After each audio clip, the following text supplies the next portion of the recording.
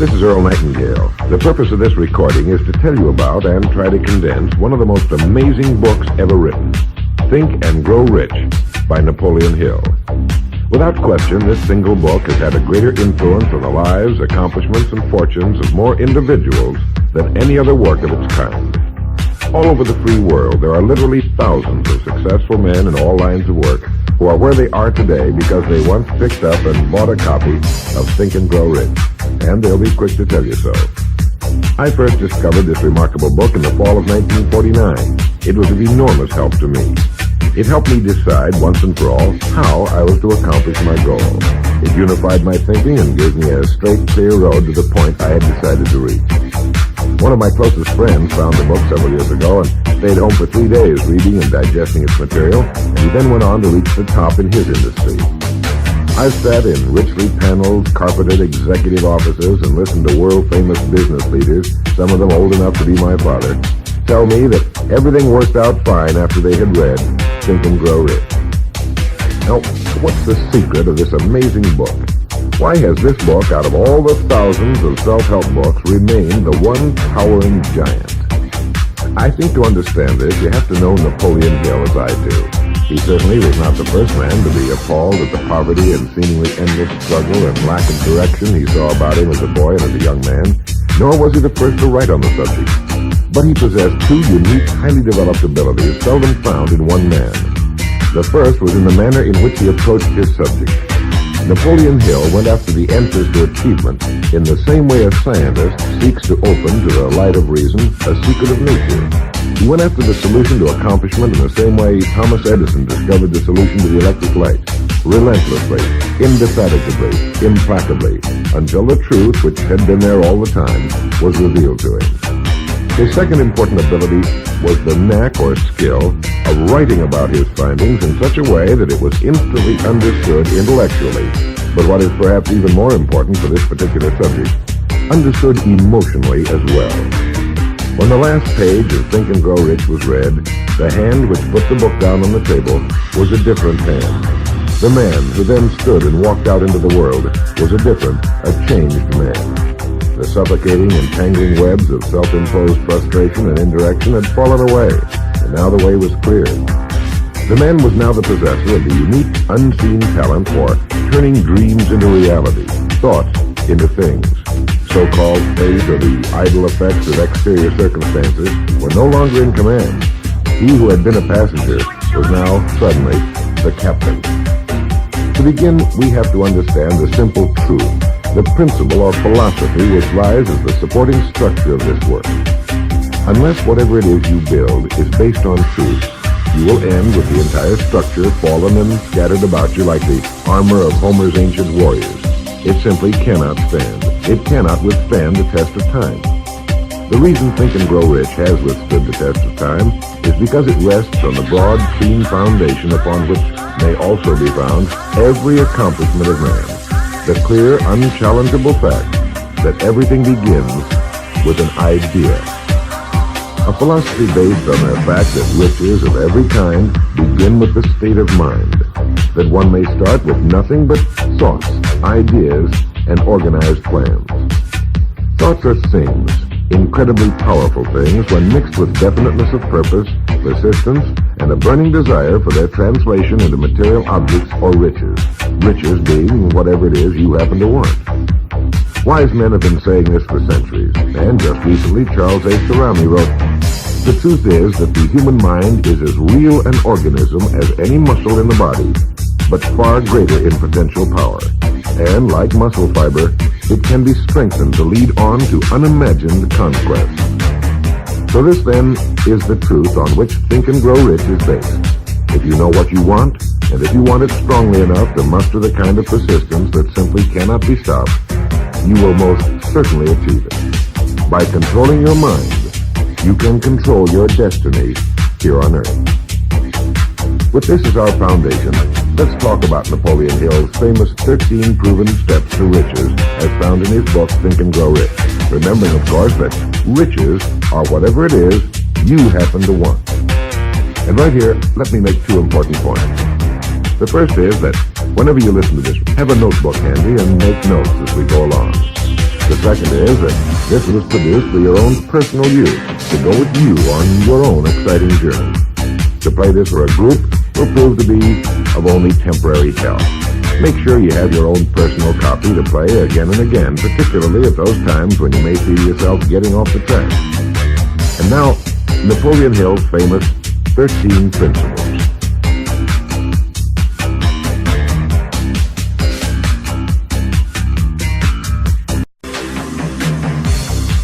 The first principle, desire. Here is the starting point for all achievement, the first step toward riches. But it's right here that we so often run into a stumbling block. A person will say, I know what I desire, but can I get it? We'll get into this business of doubt later, but once and for all, let's clear up this point. This point of whether or not you can accomplish that which you desire with all your heart. I think it was best expressed by Emerson, who wrote, there is nothing capricious in nature, and the implanting of a desire indicates that its gratification is in the constitution of the creature that feels it.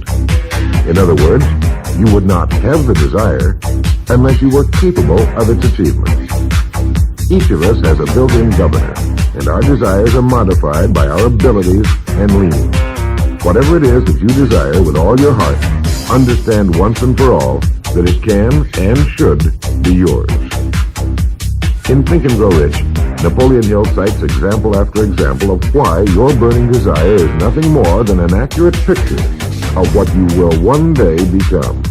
So right here, firmly establish in your mind that which you desire more than anything else. Or as Helvetius put it, by annihilating the desires, you annihilate the mind.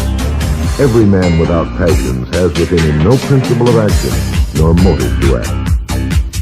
A good way to determine whether or not you really have a burning desire is to examine the way you go after it. If you go after that which you think you desire tentatively, timidly, in an attempt to play it safe, you don't have a burning desire at all. You can't get to second base if you keep one foot on first. But if you're willing to burn your bridges behind you and say once and for all, this is it, this is what I will do, and I will never retreat, I'll never go back, then you have the sort of desire that can only end in success. It takes that kind of resolve to be able to keep picking yourself up after the falls you're bound to take. The only people who don't make mistakes are those who never try anything. The timid feeders in the lagoon who never venture into the broad, deep sea beyond. While these principles will work for anything you may want, a more harmonious home life, a more successful career, for our example, let's say your desire happens to be more money, to better care for your family and provide for your future years, to get your share of the prosperity that lies ahead. Napoleon Hill gives us 6 definite, practical steps to follow. 1. Fix in your mind the exact amount of money you desire. It is not sufficient merely to say, I want plenty of money. Be definite as to the amount. There's a psychological reason for definiteness, which will be described in a subsequent principle. Number 2, determine exactly what you intend to give in return for the money you desire. There's no such reality as something for nothing.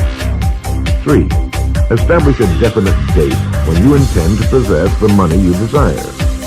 And 4, create a definite plan for carrying out your desire and begin at once, whether you're ready or not, to put this plan into action.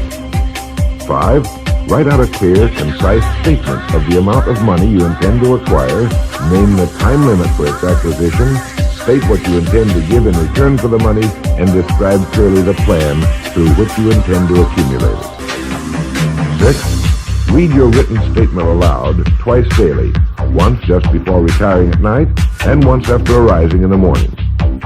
As you read, see and feel and believe yourself already in possession of the money, or whatever your goal happens to be. It's important that you follow these instructions to the letter. Play this part over until you have it down to your satisfaction, for this is by far the most important of the 13 principles, and this chapter of the book ends with these words. Through some strange and powerful principle of mental chemistry, which he has never divulged, nature wraps up in the impulse of strong desire that something which recognizes no such word as impossible and accepts no such reality as failure.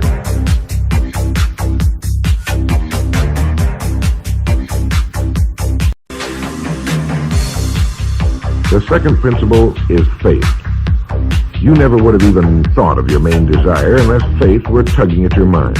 And if you find it difficult at times to have faith in yourself, you can be certain that you can have faith in these principles. Napoleon Hill writes, "Faith is a state of mind which may be induced or created by affirmation or repeated instructions to the subconscious mind through the principle of conscious autosuggestion." Conscious autosuggestion simply means a suggestion by yourself to yourself, just as an autobiography is a biography written by the person it's about. By getting a mental image of yourself already having accomplished your main desire over and over again, you will muster the faith you need. Faith is vital to accomplishment. The Emperor Napoleon once said, "All the scholastic scaffolding falls as a ruined edifice before one single word, faith." Pascal said, "Faith affirms many things respecting which the senses are silent, but nothing which they deny. It is superior to their testimony, but never opposed to it." Goethe said, "Epochs of faith are epochs of fruitfulness, but epochs of unbelief, however glittering, are barren of all permanent good." And as Schlegel put it, "In actual life, every great enterprise begins with and takes its first forward step in faith." Have faith that you can accomplish that which you seek, for you would never have decided upon it unless it was meant for you to accomplish.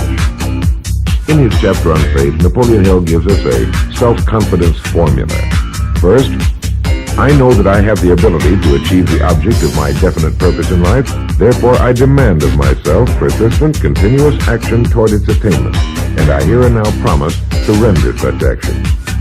Second, I realize the dominant thoughts of my mind will eventually reproduce themselves in outward physical action and gradually transform themselves into physical reality.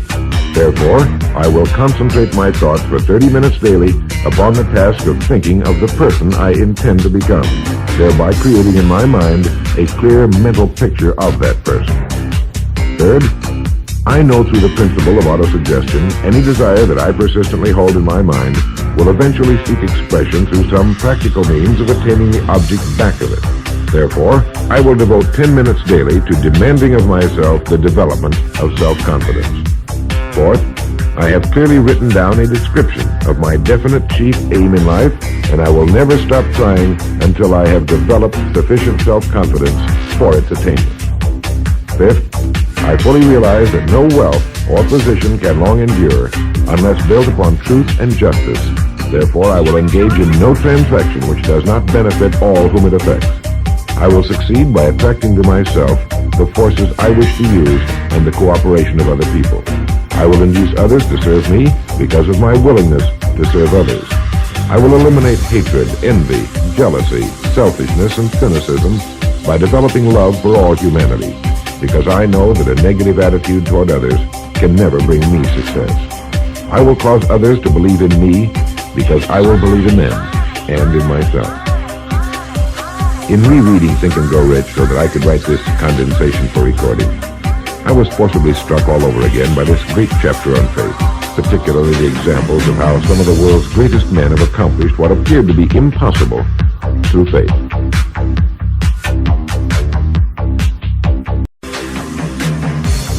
The third principle is autosuggestion. Now, we've already touched on this. This chapter of the book tells us how, through repeated suggestion, the subconscious mind can be put to work for us. It is the faculty of being able to concentrate your mind on your burning desire until your subconscious mind accepts it as fact and begins to devise ways of bringing it about. Here is where hunches come from, sudden flashes of thought or inspiration, guidance. The instructions given in connection with the 6 steps in the second chapter will now be summarized and blended with the principles covered by Napoleon Hill's chapter on autosuggestion. First, go into some quiet spot, perhaps in bed at night, close your eyes and repeat aloud, so you may hear your own words, the written statement of the amount of money you intend to accumulate, or a careful reaffirmation of whatever your goal happens to be, the time limit for its accumulation, and a description of the service or merchandise you intend to give in return for the money. As you carry out these instructions, see yourself already in possession of your goal. For example, suppose that you intend to accumulate $50,000 by the 1st of January 5 years from now. that you intend to give personal services in return for the money in the capacity of a salesman.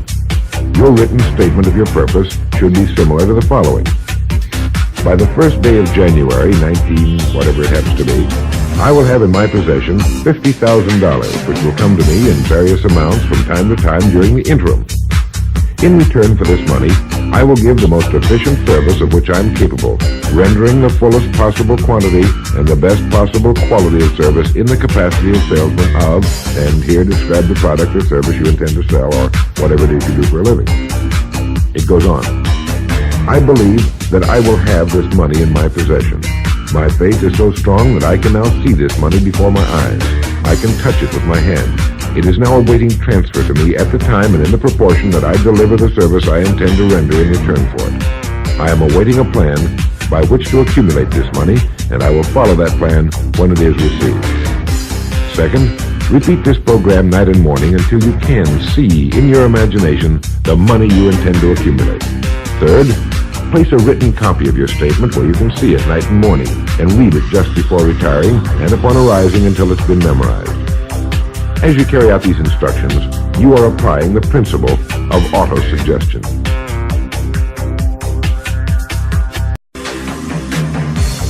The fourth principle is specialized knowledge. It is here that I think Napoleon Hill makes a very important point. Knowledge is power only to the extent that it is organized into a definite plan of action and directed to a definite end. To quote from the book, before you can be sure of your ability to transmute desire into its monetary equivalent, you will require specialized knowledge of the service, merchandise, or profession which you intend to offer in return for fortune. Perhaps you may need much more specialized knowledge than you have the ability or the inclination to acquire. And if this should be true, you may bridge your weakness through the aid of your mastermind group. More on this later, but for now realize that you must learn all you can about your specialty.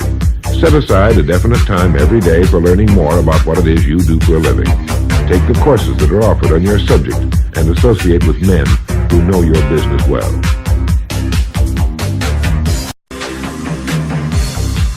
The fifth principle is imagination. The imagination is literally the workshop wherein are fashioned all plans created by man. The impulse, the desire, is given shape, form, and action through the aid of the imaginative faculty of the mind. It has been said that man can create anything he can imagine. As Napoleon Hill says and teaches, whatever the mind of man can conceive and believe, it can achieve. Man's only limitation within reason lies in his development and use of his imagination and subsequent motivation to action. The great leaders of business, industry, finance, and the great artists, musicians, poets, and writers became great because they developed the power of self-motivation. Incidentally, one of the best books ever put together on this subject, if not the greatest, is Success Through Positive Mental Attitude by Napoleon Hill and W. Clement Stone. I suggest you get a copy from your bookstore at your earliest convenience. As you go about your daily work, think constantly of ways in which it could be done better, more efficiently. Think of the changes that are inevitable. Can they be made now? And if you feel limited, remember the words of the late Frank Lloyd Wright. He said, "The human race built most nobly when limitations were greatest, and therefore when most was required of imagination in order to build it all." Limitations seem to have always been the best friends of architecture. As you build your future from this point onward, don't concern yourself with limitations, but remember that they may be your best friends, since they require imagination if we're to rise above them. And as Beecher said, the soul without imagination is what an observatory would be without a telescope.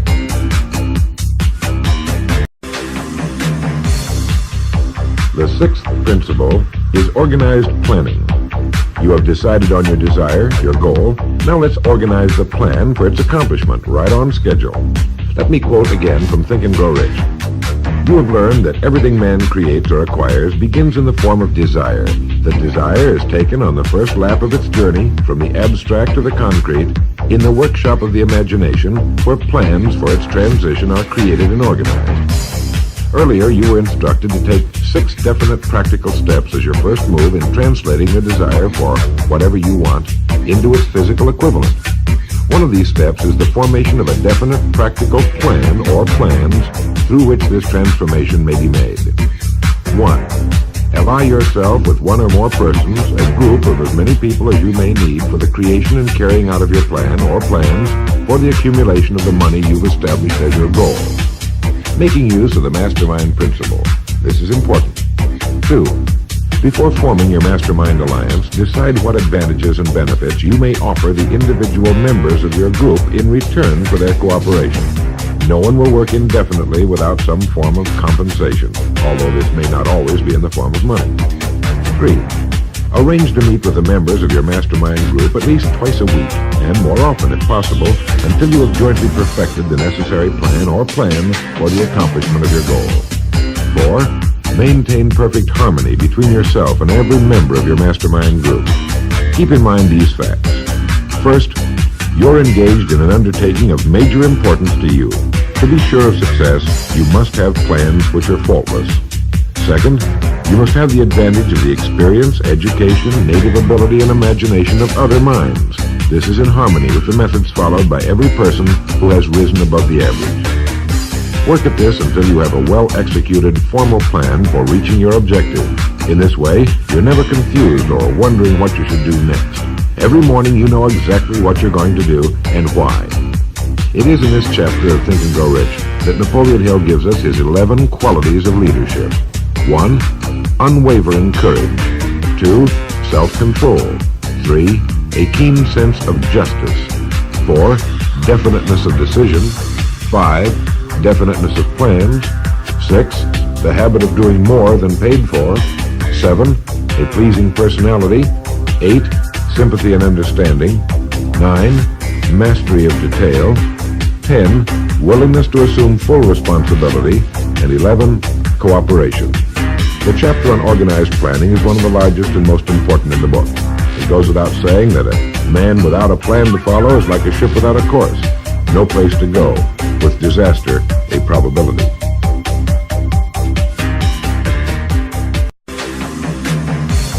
The seventh principle, decision.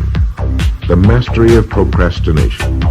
To quote, accurate analysis of over 25,000 men and women who had experienced failure disclosed the fact that lack of decision was near the head of the list of the 30 major causes of failure.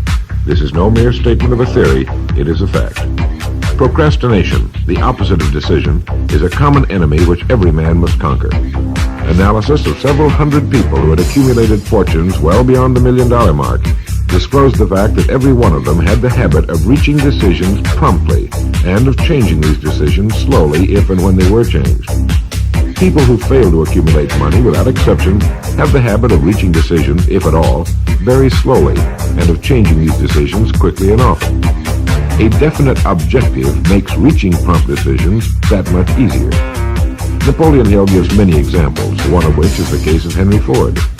One of Henry Ford's most outstanding qualities was his habit of reaching decisions quickly and definitely and changing them slowly. This quality was so pronounced in the late Mr. Ford that it earned for him the reputation of being obstinate. It was this quality which prompted Mr. Ford to continue to manufacture his famous Model T, the world's ugliest but for the time most practical car, when all of his advisors and many of the purchasers of the car were urging him to change it. Perhaps he delayed too long in making the change, but the other side of the story is that his firmness of decision yielded a huge fortune before the change in model became necessary, and the company is certainly none the worse for it today. When you make up your mind, stay with it. The majority of people who fail to make the grade are generally easily influenced by the opinions of others, easily swayed. They permit the newspapers and the gossiping neighbors to do their thinking for them. Opinions are the cheapest commodities on earth. Keep your own counsel when you begin to put into practice the principles we're describing here. By reaching your own decisions and following them, take no one into your confidence except the members of your mastermind group, and be very careful in your selection of this group, that you choose only those who will be in complete sympathy and harmony with your purpose. Close friends and relatives, while not meaning to do so, often handicap one through opinions and sometimes through ridicule. Thousands of men and women carry inferiority complexes with them all through life because some well-meaning but ignorant person destroyed their confidence through opinions or ridicule. If a decision is worth anything at all, it's worth sticking to until it's been completely worked.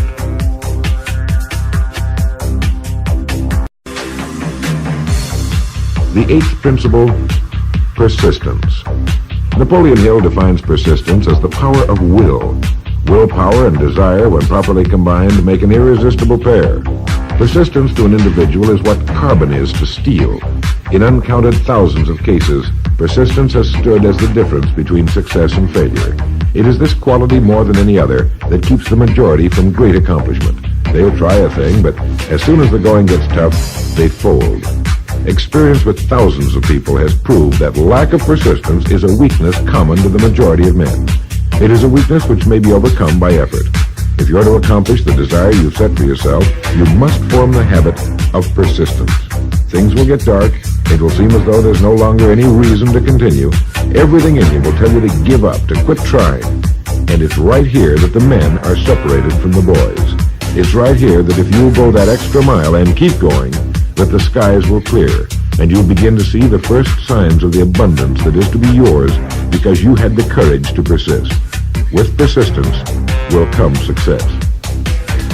Persistence is a state of mind. Therefore, it can be cultivated.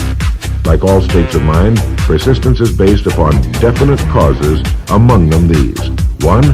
Definiteness of purpose, knowing what you want. 2. Desire. 3. Self-reliance. 4. Definiteness of plans. 5. Accurate knowledge, knowing that your plan is sound. 6. Cooperation. Sympathy, understanding, and harmonious cooperation with others tend to develop persistence. 7. Willpower. 8. Habit. Persistence is the direct result of habit.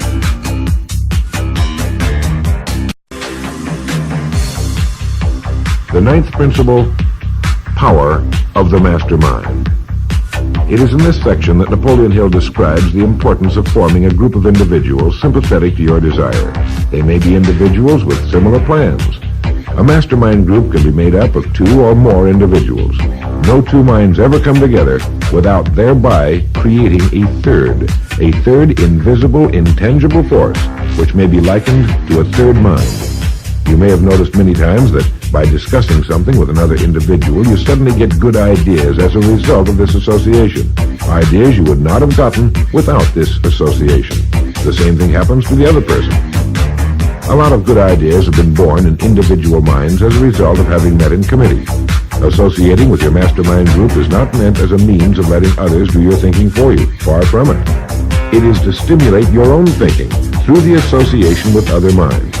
No one knows everything. The more sympathetic minds you get together, and by sympathetic I mean working for a common purpose, the more related information is going to be available. And great ideas are a combination of related information. So pick the member or members of your mastermind group with care.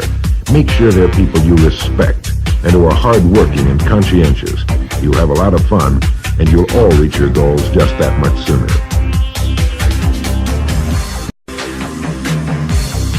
Napoleon Hill's 10th principle could be called enthusiasm. That is, the enthusiasm that comes from the channeling of all personal drives into positive, worthwhile outlets. It's this connection that he describes the importance of the wife or sweetheart, the one and only woman in the achievement of a worthwhile goal. It seemed to him quite significant that behind practically every great leader has been the supportive love and inspiration of a woman. When things get tough, and you can count on it, they will, you may be deserted by some you thought were friends. But if you've got a good woman, you'll never be alone. She'll be willing to start over again if necessary, and she'll give you the new enthusiasm that comes through her faith in you. Having someone to love is having someone to share your success and accomplishments, to give you the praise that all of us need from time to time. A man can become successful without a wife and family, but much of the real joy is lost if it cannot be shared. Take care of your wife and children as your greatest possessions. The 11th principle has to do with the subconscious mind.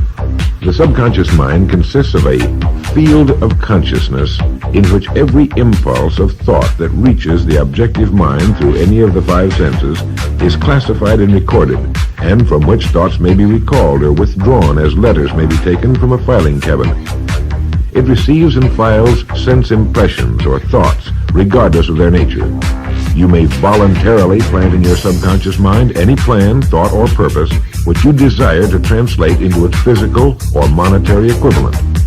The subconscious acts first on the dominating desires which have been mixed with emotional feeling, such as faith. Your subconscious mind works night and day. Through a method of procedure unknown to man, the subconscious mind draws upon the forces of infinite intelligence for the power with which it voluntarily transmutes one's desires into their physical equivalent, making use always of the most practical media by which this end may be accomplished. You cannot entirely control your subconscious mind, but you can voluntarily hand over to it any plan, desire, or purpose which you wish transformed into concrete form. No one knows very much about what we call the subconscious or unconscious mind. We do know that it is incalculably powerful and can solve our problems if we go about using it the right way. And the best way is to hold in your conscious mind as often as possible a clear picture of yourself already having accomplished your goal. You know what you want, define it clearly, and then project it on the motion picture screen of your mind. Hold it. See yourself doing the things and having the things you'll have when your objective will have been reached. Do this as often as possible as you go about your daily work, and particularly at night, just before you go to sleep, and the first thing upon arising. As you do this, your subconscious will begin to lead you in the most logical ways toward your objective. Don't fight it. Follow your sudden hunches, the ideas that come into your mind, knowing that it's your subconscious trying to get through to your conscious mind. If you'll keep at this, you'll be amazed and delighted by the wonderful ideas that just seem to come from nowhere. In the next principle, we'll talk some more about this sixth sense that seems to control the lives of the great men and women, but it comes from a systematic triggering of the subconscious mind. The lives of the great men and women, which seem miraculous to the average person, are nothing more than the fulfillment of their burning desires through the power of their subconscious minds. Time means nothing to your subconscious. A man could work steadily at his job for 40 years and not accomplish as much as is possible in 3 or 4 years through the proper working of this principle. Your subconscious mind cannot remain idle. If you fail to plant desires in your subconscious mind, it will feed upon the thoughts which reach it as a result of your neglect. Remember that you're living daily in the midst of all manner of thought impulses which are reaching your subconscious mind without your knowledge. Some of these impulses are negative, some are positive. You are now engaged in trying to help shut off the flow of negative impulses and to aid in voluntarily influencing your subconscious mind through positive impulses of desire. When you achieve this, you will possess the key which unlocks the door to your subconscious mind. Bulwer wrote, "The man who succeeds above his fellows is the one who, early in life, clearly discerns his object and toward that object habitually directs his powers. Even genius itself is but fine observation strengthened by fixity of purpose. Every man who observes vigilantly and resolves steadfastly grows unconsciously into genius." The key word there is unconsciously. Know what you want. Decide once and for all that it will be yours. Remain steadfast on course, propelled by faith, and your subconscious or unconscious mind will do the rest.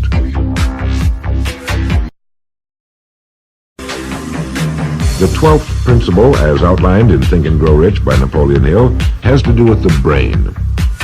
If you had access to all the wealth in the world and took a penny, you would be doing exactly what you very probably have been doing in the use of your brain. Nothing in the world is more pitiful than the misunderstanding by the average person of the power of his brain and the minds to which it is connected, the conscious and the subconscious.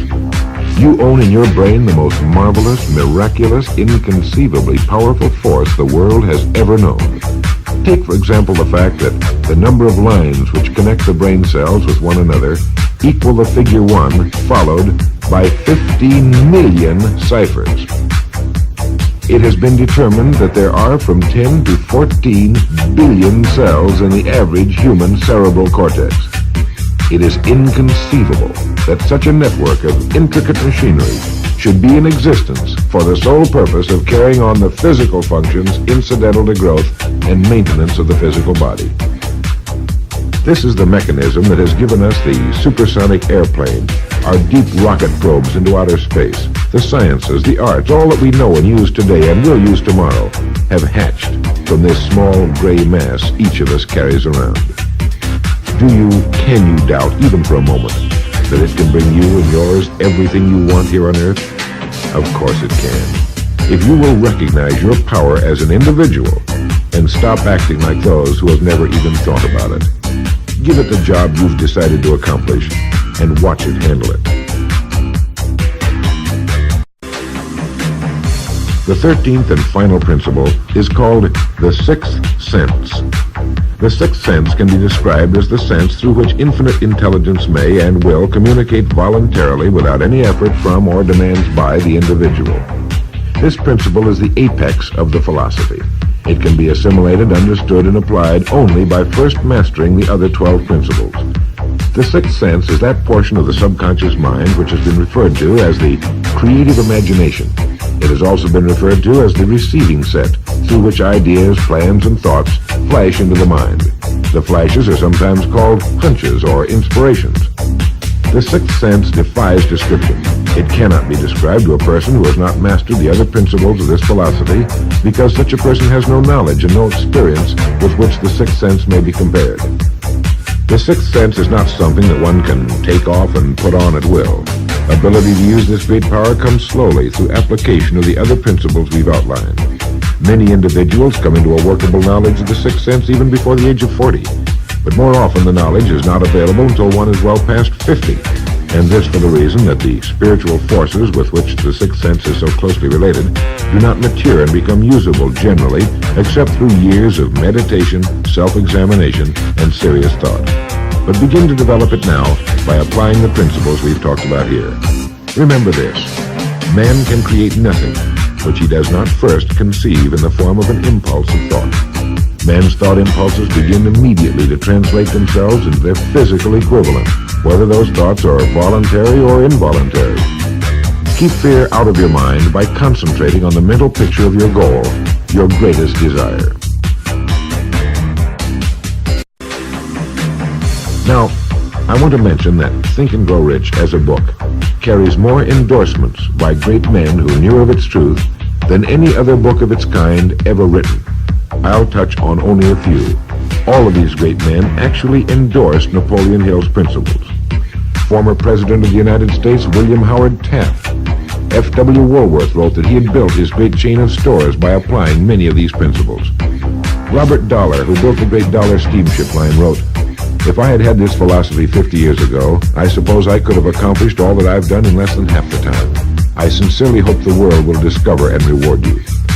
Samuel Gompers wrote that the mastery of these principles is the equivalent of an insurance policy against failure. President Woodrow Wilson. John Wanamaker, the merchant prince, wrote, "I know that your fundamentals are sound because I've been applying them in my business for more than 30 years. George Eastman, the world's largest maker of cameras, Thomas Edison, Luther Burbank, Theodore Roosevelt, E.M. Statler, John D. Rockefeller. I think you know that the endorsements of these great men could not have been bought with all the money in the world. What we have been talking about here can change your life, can bring you anything and everything worthwhile you want in life for yourself and your family. Cut yourself away from the average, from the mediocre, and chart your course on the dream in your heart. These 13 principles will never let you down, as long as you use them. And now, it is with great pleasure that I give you the author himself, Napoleon Hill. Thank you, Earl Nightingale. And now, may I reach out across the space and the time which separate us and offer you a hand of friendship and a sincere prayer that you will be blessed with a richer and a fuller life because of this message. Your big opportunity may be right where you are now. Follow these instructions faithfully and it will reveal itself to you. This is Napoleon Hill saying, don't search for opportunity in the distance, but recognize it and embrace it right where you are. Here's a message of interest from the producers of Success Motivation cassette tapes. Just one exposure to new material, whether you listen or read, is unlikely to bring you many benefits. But through the power of spaced repetition, you can listen to this tape many times and increase your understanding and retention with each repetition.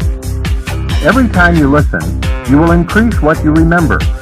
The more you remember, the more you will actually use. We recommend that you listen to this cassette tape at least once a day for a week, and then as often as you can to get the most benefits from the ideas and information it contains.